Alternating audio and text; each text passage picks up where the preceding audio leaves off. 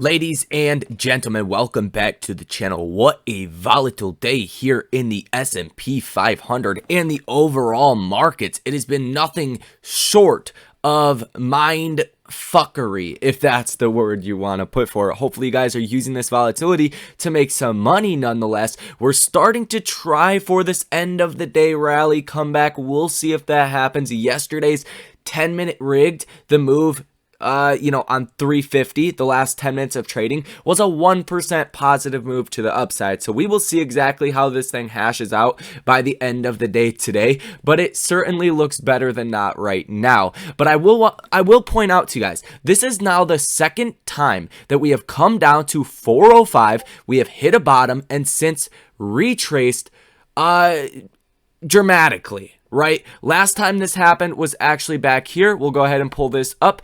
And that was on May 2nd. Came down 405.02. Retraced straight up.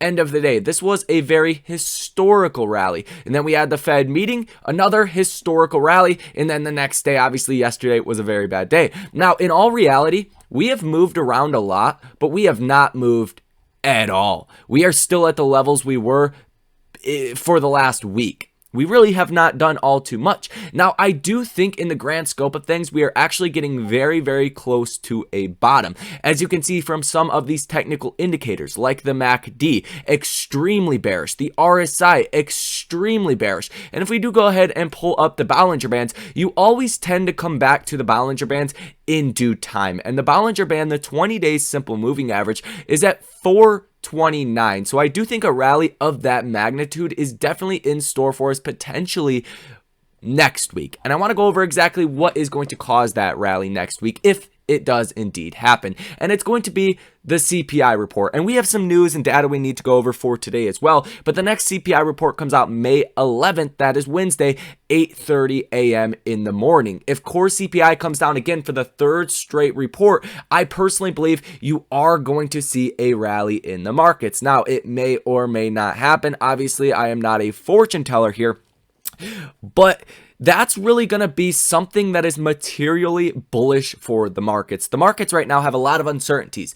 The COVID lockdowns in China, the Federal Reserve, and what they said is actually reducing a lot of the uncertainties. They threw away the odds of a 75 basis point rate hike. They told us, hey, we're going to start balance sheet reduction about $40 billion June 1st, and then we're going to ramp that up to about $95 billion, what we had initially expected by September. So that's actually a lot of uncertainty that is taken out of the air, and the next Fed meeting coming in early June, literally about 1 month from now, is not going to be as big of a catalyst because we already know what to expect. And like I said, a lot of the uncertainties are actually out of the way. So depending how CPI goes, that's going to be potentially a very bullish catalyst. I think the overall sentiment for inflation and the inflation report right now is definitely not good. So I think there's a lot more room to upset to the upside and have the markets go up off of that comparatively to actually coming down. So that's going to be the next big potential bullish or bearish catalyst that we have for the markets. And it's coming next week, so there's a lot. Now, we do have earnings season out of the way, so you have that uncertainty that is also gone. You got the reports from all the largest companies in America that move the American stock market, and by and large they were pretty good. So the fundamentals are still intact for a lot of these core businesses, right? The trillion-dollar companies that have 5 to 7% weightings, depending if you're a Microsoft at a 5% weighting or an Apple at a 7% market weighting. You've gotten those earnings out of the way, so it's not like we're expecting brand new numbers and we're going to react very harshly to that. That's not the case. Now, these intraday moves really come down to the margin call situation that is developing. Every single day that we are just flushing down to 405, coming back up, coming back down, going back up over the last week or so, it really has to do with the margin calls. And what exactly do I mean by margin calls? A lot of people will say, hey, how do you know there's margin calls? Well, you can pull up the Google Trends data and it's very easy to see. We are at the highest level of margin call searches for Google since the movie Margin Call came out in 2011. So it's pretty straightforward to see in that realm. The data is there. I will tell you, if everything sells off like we seen yesterday, 6%, we come down and test the yearly low again today. That is margin calls. And historically, when the bond market is down 3% in a day, like it is, well, it was yesterday. Now it's down 1.6%, meaning people are flooding out of bonds and interest rates are going up. Now, TLT was down 3% yesterday. The S&P was down 3% yesterday. That, historically speaking, is when you tend to see the bottom. When you see massive sell-offs, you see bonds selling off, stocks selling off, literally everything selling off, all asset classes.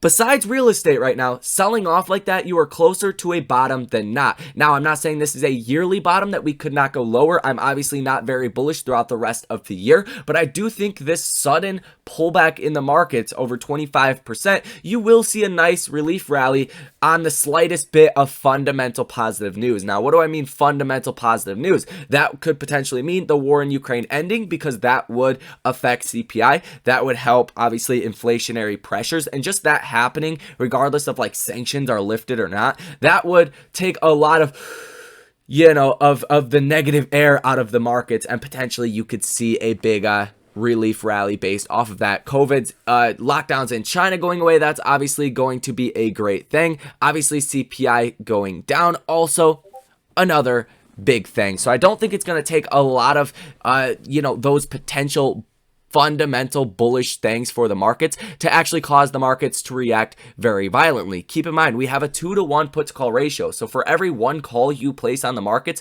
there is pretty much 2 other puts being placed on the markets. And these hedge funds and institutions, to hedge out their portfolios, they don't want to see a 5 or 10% drop in the markets to actually properly hedge out their portfolios. So what they do is they spend a lot of money. These are options that you guys really don't have the opportunities to touch, especially on the S&P. They could be $30,000, $50,000 options, but what they do is they buy those options with a very low break even. So even on days like today, if you headed into today, when the SPY was at 414, right? Well, what was it at? Like 411. Yesterday was like a 412 close, somewhere around there, give or take. If you came into that with a 0.5% break even, but yet the markets dropped 2% right off the start, the market makers had to go out and short a shit ton of stocks to oblige for those options. And then what do when the markets start to bounce? You de-risk. You take those shorts off. And it's like a ping-ponging game back and forth. That's the best way to put it right now. And what does that ultimately mean? That when a lot of those puts get de-hedged, when there's a fundamental change to the markets will rally in a very, very dramatic way. Now, I don't know when that will be. I'm only throwing out guesses here. Those are some catalysts that could cause this, but historically as well, when everybody is bearish, that is usually when you tend to see a large market bounce. Now, let's talk about AMC and exactly what is going on today. And overall, this market sell-off is led by the bonds. If you go ahead and look at the bond rates today, they're absolutely terrible at 3.11%. This looks like a damn momentum stock. So surprisingly, if you're in stocks, you're actually doing a little bit better than somebody that was in bonds in 2022, because bonds have sold off a lot more than stocks have, and it's not a pretty picture for the bond market, for the stock market, everything. And if you're thinking about a potential rally in certain stocks, to see liquidity drop like that and short interest being 30%, 20%, 40%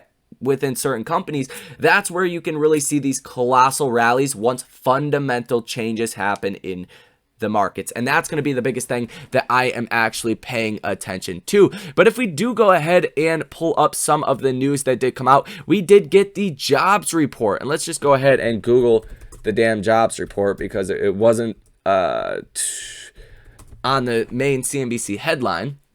But that's all right. That's all right. We'll pull it up. No big deal. Here we go. It says, explainer, more pressure on the Fed from April jobs report. And it does go on to say that we created about 430,000 new jobs, 428,000 new jobs to be precise there. So there's obviously a reason for the markets to sell off right there. And that's exactly what happened today. Even though we are starting to bounce back and we'll see exactly what happens, that's a big reason for the markets to sell off. And that means everything is going to sell off. Some things more than not. You know, some things are going to do better, some things are going to do worse, but it's a big reason to see bond rates going up, right? And to see the stock market going down, because after all, if you have a tight labor market like we do right now, you know, the Fed's hand is being forced to be even more aggressive, even if inflation does start to come down. Like, we have got 2 back-to-back core CPI readings that have fallen, right? So it's actually looking really good. So if next week on Wednesday, the CPI report, the core CPI comes down, that's going to be the 3rd declining core CPI reading that we have seen. Core CPI, again, minus food and energy. Now that you guys understand the context behind potentially why we could see a rally next week, here in my personal opinion, comes really down to that CPI report on Wednesday, all things considered. You know, if something else happens, that could obviously be good or bad for the markets, but CPI is going to be the main thing. Now, as far as AMC stock and what actually happened today, well, let's see. We were down 6.33%. Obviously, not a great day. Not a great day, but I do want to remind you, even though we are much lower on the S&P 500, we are still higher than where we were during not last Fed meeting that just happened, but 2 Fed meetings ago, before the S&P really started to take off. We're still higher than where we were even back here. So the SPY is considerably lower, and we're still higher in AMC. So all things considered, it's not as bad as it could be. Now, AMC really has been showing a lot of strength, so I'm not here to draw any definitive conclusions of what is going to happen next, but I will say watch that $13 level. The fact we were not down 10% today is obviously a good thing, because a lot of other stocks were down dramatically. Now, I'm not trying to paint a clear, rosy picture here, but at the same time, it could be a lot worse, and it's going to depend on what the markets actually do coming next week as far as where AMC is going to go. And we are heading down a little bit here in after hours. Obviously, a lot of fear heading into the weekend. Now let's go ahead and take a look at the Ortex data for the day. Let's go ahead and refresh this page, and you can see the short interest of free float is 19.13%. Current shares that are sold short of 98.6 million, cost bar max of 2.32%, utilization of 100%, and days to cover sitting at 2.68. If we go ahead and take a look at the option activity, lots of puts that are coming through. Like I said earlier, a lot of that artificial shorting pressure that is taking hold of AMC, as well as the markets as of recently. And I'll just say this again. I know I said it in the beginning, but when you see a lot of this artificial shorting activity, it can come and go within even a couple minutes of time. Like we seen yesterday, you know, everybody was bearish into the end of the day, and then end of the day comes, and you obviously seen a lot of those shorts starting to unravel. And then it's bad in the beginning of the day today, seen a little bit of a rally towards the end, and we'll see how after hours does hash out. But it's a lot of shorting, de-shorting, right? Deleveraging those short positions. A lot of this back and forth action with the markets and AMC as well. Now, I will say the bond markets continuing to come down, hit a new multi-year low today, is really helping to fuel all this. But, you know, things like this cannot happen forever. Like, the bond rates are not going to continue to climb forever. This thing looks like a damn momentum stock. So that's what I will say. The next big rally, in my opinion, will be based off of CPI and the rates actually finally coming down. Like, it's just a momentum stock. Like, bonds are a damn momentum stock. It's kind of ridiculous, and I can't believe I'm actually saying that.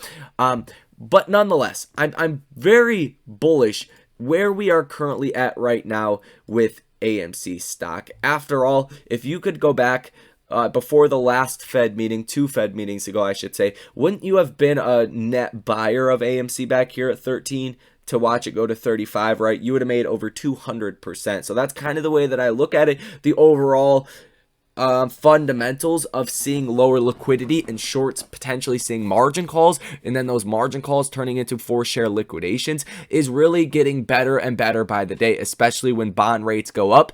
It costs a lot more to service a margin call and to remain in those short positions. So all things considered, I know there's a lot to consider here. I do think AMC is at a really, really attractive level, and I will continue to be a net buyer of AMC. So that is going to be all for this video. Hit the like button, subscribe to the channel, source your comments, questions, or concerns down below in the comment section. Thank you guys for tuning in. I hope you guys enjoy the rest of your weekend. Happy Mother's Day, and I will see you in the next one.